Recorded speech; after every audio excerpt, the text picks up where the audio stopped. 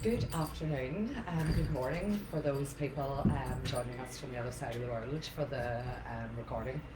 So, Tito, it's been a bit lively here at the minute. I just need to take a ball off him. No, please, Tito. He's been very precious of it. Anyway, please excuse. We've got Ellen Shaw in the background singing the Circle of Life. So, this is the first of a series of my journey, my own mental health journey. For those who don't know me, my core qualifications are neurolinguistic and hypnopsychotherapy. I'm a trauma specialist, eating disorder specialist, bariatric psychological specialist, and many other things. So this time 2 years ago, I was being detained under section in Moor 12 Lagan Valley for 8 weeks. In hindsight now, I was prescribed ADHD medication. I knew I had it, I got a weight diagnosis, couldn't get car insurance. And with a gradual bit of weight loss, it's a very strong stimulant medication. I went absolutely psychotic, or shall we call it a spiritual awakening. So to say then that, where I was going to be now, what I know now, and I suppose the rapid downloads, transdimensional downloads that were left in my hard drive for me to follow up extensively, because I have been down every single rabbit hole. They don't call me ADHD Alice for nothing. So one thing I promised, what I witnessed on that ward and during lockdown, and what was omitted from my clinical notes is frightening, to say the least. So one thing I promised, as God is our witness, to the patients, to the staff as well, who are stuck in an outdated MK Ultra system where abuse is dished out by men dressed in white coats who know nothing outside of a diagnostic and statistic manual. They're just really drug dealers. I have a lot more respect for the wee guys selling cocaine to support their own undiagnosed ADHD, and they end up in high bank. But that's for another documentary. So, without further ado, Salanta to us all, I am going to create a series of podcasts where I'm going to read out my clinical notes, which I have sitting in front of me. And this is going to be very triggering and traumatic. I've only glanced through them quickly.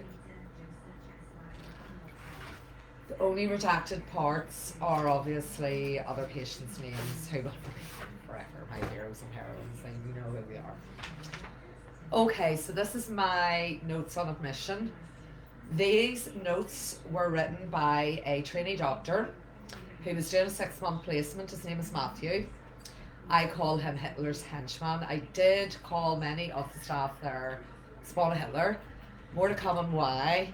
That dated back to World War II and World War I, my family bloodline, and the first battle of Ukraine, the first gas bomb that went into everyone's DNA. It's called epigenetics, transgenerational trauma. So, reason for admission, manic episode, slight, been having those for 2 years, with high risk of self-neglect. Breaching was admitted as detained admission after concerns blank about her mental state and degree of self-neglect.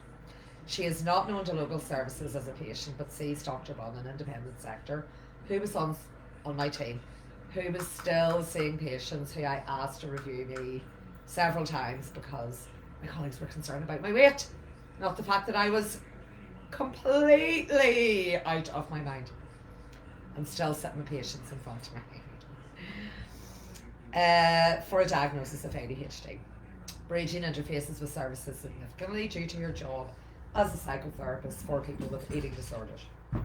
She was significantly elated. Now what's interested is this idea of rapture, elation, expand your consciousness, meditation, all these self-help books. Honestly, you couldn't make this up. 15 psychiatrists diagnosed me as suffering from elation. I didn't even know what it was. I actually had to go and Google it. She was significantly elated on admission, and grandiosely persecutory paranoid delusions centred around her GP, psychiatrist and brother, Bates Motel, all of them. Was also having delusions that Jeff Bezos is communicating with aliens. Can anybody correct me Was Jeff Bezos not setting spaceships to... Did he not go up in a spaceship? Are aliens not real now? Has the Pentagon not just confirmed that? Lunatics run the asylum. And that she had won the fictional South African lottery? No. It was a very real scam. We robbed it immediately. My brother was sucked in for it. She displayed significant agitation on the ward. Yep, cornered rat. Her speech was very pressured with flight and ideas of little coherence. Thought it was very coherent. During admission, she developed persecutory beliefs relating to staff, one similar. Was often confrontational, defensive, and became extensively disruptive to other patients and involved herself in their care. Kept saying, let me out. I'm a psychotherapist, what do you want me to do? Seeing traumatised people. There was one girl who literally was left who smashed her head like a watermelon against the wall. We were told not to intervene, and that she was choosing to do it. Now this girl admitted herself, come back in for a wee rest. Couldn't make this up. It became apparent that on top of her concerta, which she'd been regularly using, as if my prescribed medication, which she'd been regularly using, cannabis for years, yeah, actual medicine.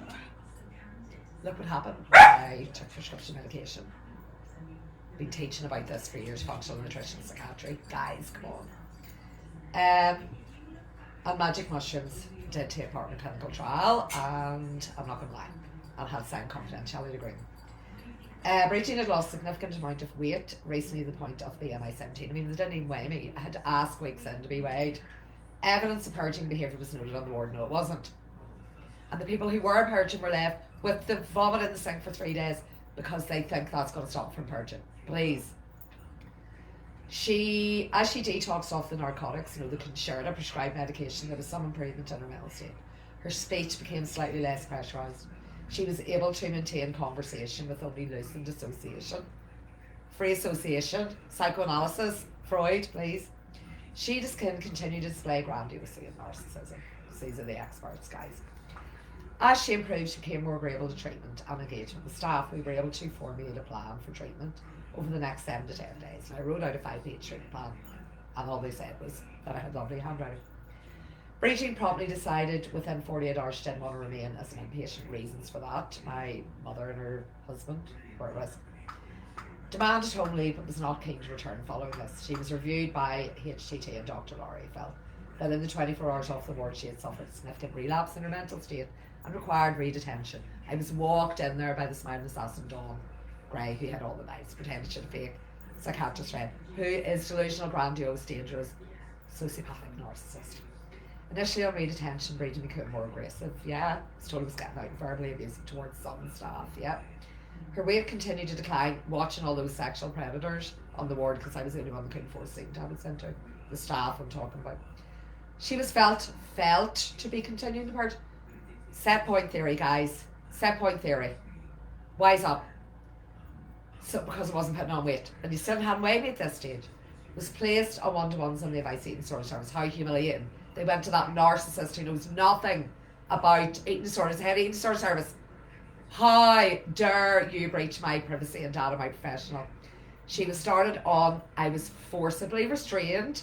9 of them come in, forcibly restrained me, held me down, put my jeans down, and forced with medication that I told was gonna send me into suicide and agitation. It's called akathisia, guys, which did go on to happen. Her weight started to stabilise, no, but further covert purging was believed. Where's your evidence to be happening? She had to be observed at all times. So they follow you to the bathroom, they watch you when you're sleeping. Her mental state seemed to improve, no, on the episode, no, it's called food. Food is medicine. I was agitated, I couldn't sit, stand, I was losing more weight.